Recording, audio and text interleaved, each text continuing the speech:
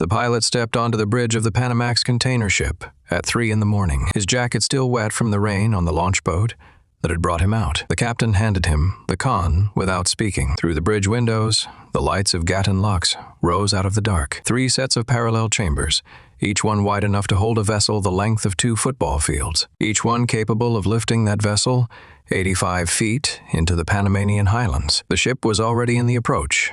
It had been booked for this transit 14 months in advance. It would carry roughly 12,000 containers from Shanghai to the eastern seaboard of the United States, and the next 8 hours of its journey would unfold at the speed of locomotives and rising freshwater. The ship's stern was tied to mules, small electric locomotives that move along tracks beside the lock walls, keeping the vessel centered as the chambers fill or drain. The pilot watched them couple up. The first set of gates closed behind the ship. The water level inside the lock began to rise. Above the bridge, on a hillside 4 kilometers from the chamber, sat a low concrete control building. Inside that building, an engineer in a faded company, Polo monitored the water levels for the entire eastern slope of the canal. Until 18 months ago, that engineer had worked for a Hong Kong-based subsidiary of one of the largest port operators in the world. Until 18 months ago, the 2 ports at the entrances of the canal, at Balboa on the Pacific side and Cristobal on the Atlantic side, had been run by a company headquartered in a jurisdiction that, depending on your reading of geography, was either an autonomous Asian financial center or a part of the People's Republic of China. That arrangement had existed since 1997, 2 years before the United States handed full control of the canal back to Panama under the terms of a treaty signed 22 years earlier. For most of the next 28 years, the arrangement was unremarkable. Ships moved. Containers were unloaded. Trade between Asia and the Atlantic Basin grew by a factor that no one in 1977 had predicted, and the company that ran the ports, C.K. Hutchison Holdings, became one of the largest port operators on Earth, with terminals in 53 countries and a discreet but visible presence at almost every major choke point of global trade. It was that presence, more than anything else, that Washington had begun to look at differently, not because the company had done anything new, but because the world around it had. By early 2025, the political pressure on the canal had reached a level not seen since the 1989 invasion that removed Manuel Noriega. The new American administration had, in the weeks before its inauguration, made repeated public statements about the canal's strategic importance, about what the United States had given away, about what it might want back. The statements were unusual. They did not match the language American presidents had used about Panama for the previous quarter century. They were taken seriously enough that the government of Panama issued formal responses. They were taken seriously enough that the company running Balboa and Cristobal began to prepare for a sale. Most analysts treated the controversy as political. A new president seeking attention, a familiar grievance dressed up in new language. But beneath the political surface, a different conversation had been underway for several years inside the United States Department of Defense. The question being asked there was not whether the canal was politically embarrassing. The question was whether the United States could still defend it. The canal is approximately 50 miles long. It connects the Atlantic and Pacific Oceans through a series of locks, an artificial lake, and a continental cut carved through what was once one of the most treacherous stretches of jungle in the Western Hemisphere. About 40% of all U.S. container traffic passes through it. Roughly 6% of global maritime trade passes through it. In dollar terms, that movement is worth around $270 billion per year. The canal carries grain from the Midwest to East Asia. It carries liquefied natural gas from the Gulf Coast to Tokyo and Seoul. It carries automobiles from Yokohama to Boston. And it carries, on a steady rhythm, container ships built specifically to fit through its locks. Panamax and Neo-Panamax vessels, the backbone of trans-Pacific trade. The canal is also, in some ways, a freshwater lake. Most maritime canals operate at sea level. Suez does, Kiel does, Corinth does. Panama does not. The canal's locks raise vessels 85 feet above sea level, using freshwater drawn from Gatun Lake and Alajuela Lake, both of which depend on rainfall in the Panamanian highlands. When that rainfall fails, as it did during the El Niño-driven drought of 2023 and 2024, the canal's capacity falls. The number of permitted daily transits drops. Wait times at the anchorages outside Balboa and Cristobal stretch into weeks. Auction prices for early transit slots, and the canal does sell priority slots at auction, have reached $4 million for a single passage. The canal is not just a piece of geography, it is a piece of climate. And climate, like politics, has been moving in a direction nobody planned for. To these two pressures, political and climatic, a third had been added during the preceding decade. China's investments in port infrastructure, logistics corridors, and coastal facilities across Latin America had grown by an order of magnitude. The Belt and Road Initiative, originally focused on Eurasian land bridges, had expanded into a parallel maritime project that touched ports in Peru, in Brazil, in Argentina, in Mexico, and across the Caribbean basin. None of those investments by themselves represented a strategic threat. Together, they formed a pattern that planners in United States Southern Command had begun to describe, in unclassified briefings, as a contested theater. Panama was not the most aggressive Chinese investment in the region. Panama was the geographic key. In March 2025, that key began to turn. C.K. Hutchison Holdings announced an agreement to sell its global ports business, including Balboa and Cristobal, to a consortium led by BlackRock, the American investment firm. The transaction was reported at a value approaching $23 billion. It would, if completed, transfer operational control of the two Panama Canal ports out of a Hong Kong-based parent company and into the largest American asset manager on Earth. From the perspective of Washington, this was a victory, before it had even been formally claimed. From the perspective of Beijing, it was something else. Within days of the announcement, Chinese state media and regulatory bodies began signaling concerns. Within weeks, China's antitrust authority opened a formal review of the transaction. Within months, the deal had been delayed. The formal reasoning was procedural. Competition concerns, regulatory questions about the spin-off structure. The unstated reasoning was strategic. A sale of this magnitude, completed under public pressure from a foreign government on assets located in a region where Chinese influence had been growing, would establish a precedent. It would suggest that the operational footprints Beijing had been building quietly across Latin America could be rolled back when American politics required it. That was a precedent Beijing had every reason to resist. This is where the question shifts from commerce to capability.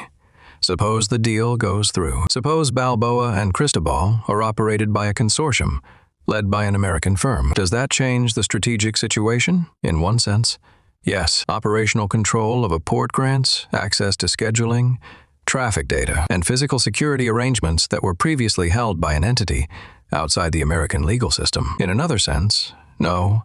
Operational control of two ports is not the same as control of the canal itself. The canal is operated by the Panama Canal Authority, an autonomous Panamanian agency that answers to the Panamanian government, which is in turn responsive to Panamanian politics. Even if every port at every entrance were owned by an American firm, the locks themselves, the gates, the chambers, the freshwater systems, the control buildings remain the property and the responsibility of Panama, which brings the question back to where it began. If the United States actually wanted to take back the canal, not commercially, not symbolically, but operationally, what would that require? The 1989 invasion of Panama provides a partial precedent. That operation, called Just Cause, deployed 27,000 American troops, used surprise and speed to disable Panamanian defense forces in roughly 5 days, and resulted in a transition government acceptable to Washington. But Just Cause was a different mission.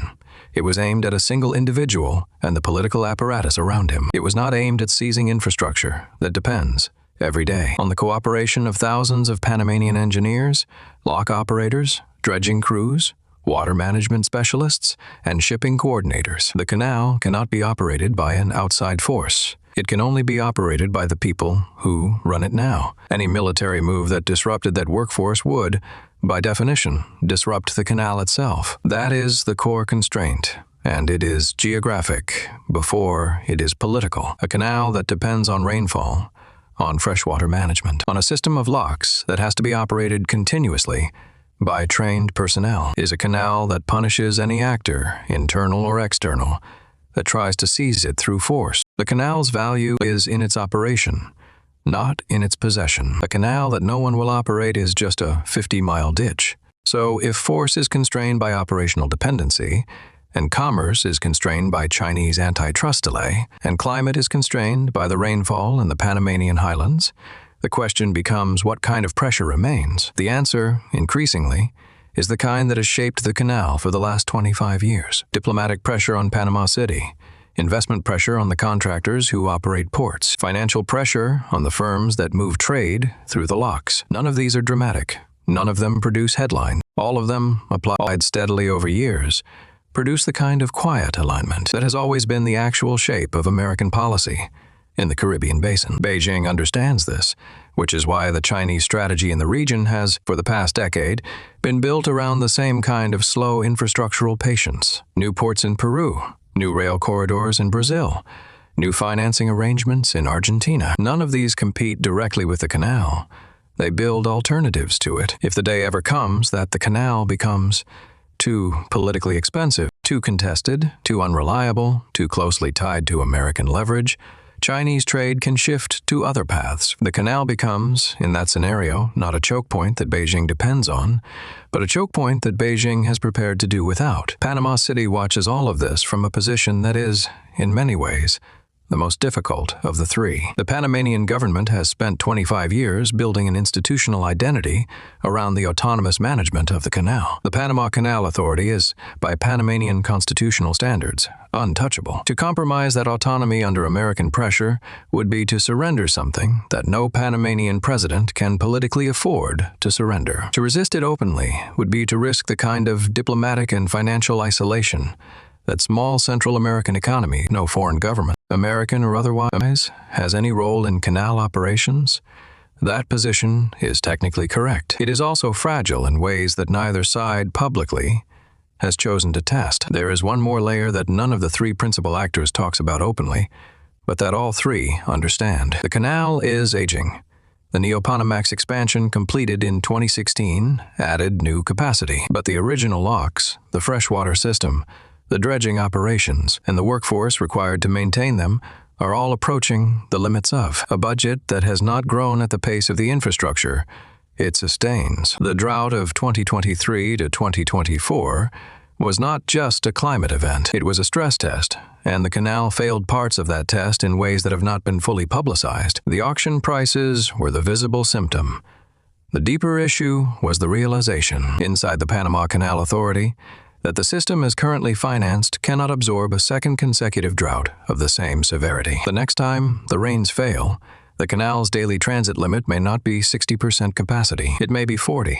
That is the variable that changes the entire conversation, because a canal that cannot be relied upon to move 40% of American container traffic 8 months of any given year is not just a contested asset. It is a strategic liability, and the country that depends on it most cannot simply walk away from it, which is why the discussion of taking the canal back, dismissed by most analysts as political theater, is also, in part, a discussion about something the canal cannot do for itself. Modernization, climate adaptation, the kind of long-cycle capital investment that requires a state-level actor with an interest in the canal, lasting another century, inside the small concrete control building above Gatun Locks. The engineer in the fated company, Polo, logged the transit of the Panamax container ship at 4:15 in the morning. The ship had passed through all three chambers without incident. The water levels had behaved as predicted. The mules had performed as designed. By the time the vessel cleared the lake and entered the Pacific Approach, the engineer had logged 12 more transits behind it, all on schedule. None of them had been interrupted by politics. None of them had been delayed by climate. None of them had been redirected by acquisition disputes. The system, on this particular night, had worked exactly as it was designed to work. The system, however, is not the same as the question. The question is, who gets to set the rules under which the system operates? And on that question, the answers have begun to multiply. Washington has answers. Beijing has answers. Panama City has answers. The shipping companies that depend on the canal every day have answers. The climate that feeds the fresh water that lifts the ships has its own answer, which is not really an answer, but a slowly tightening constraint. The canal does not belong to any of them. The canal belongs to whoever can operate it, defend it, supply it, and forecast it across the next half-century. That is a list of capabilities that no single actor currently holds, which is why the contest over the canal is not really about who owns Balboa or who runs Cristobal, or who delays which acquisition. It is about which of the powers competing in the Western Hemisphere is willing to invest in the Canal as a system, year after year, regardless of who is in office in Washington, in Beijing, in Panama City. The contest will not be settled in 2025. It will not be settled in 2030. It may not be settled in any year that anyone now alive will see clearly. But the question, quiet, technical, almost invisible from outside, has already begun to be asked. The container ship that cleared the locks at 4:15 that morning has long since unloaded its cargo on the eastern seaboard. Other ships are now in the approach. Other engineers are at the control buildings. Other pilots are stepping onto bridges in the rain. The canal continues to operate. It continues to lift vessels 85 feet above sea level on fresh water drawn from a watershed whose long-term reliability nobody now believes in. It continues to carry 40% of American container traffic and 6% of global maritime trade. It continues, in every functional sense, to be exactly what it was designed to be, by engineers who are now 100 years dead. In a country that is now larger and richer than any of them imagined, in a strategic environment those engineers could never have anticipated. What it has become in the years since 1999 is something none of them designed it to be. A test of how a small nation manages an asset much larger than itself. A test of how a great power lets go of something it once owned. A test of how a rising power approaches a choke point it did not build and cannot, by force, take. The answers to those tests are not yet in. But the canal, indifferent to the questions, continues to lift ships out of one ocean and lower them into another in roughly 8 hours, every 6 minutes of every day, until the fresh water runs out, or the politics shift, or someone, somewhere, decides that the contest has gone on long enough to require an answer.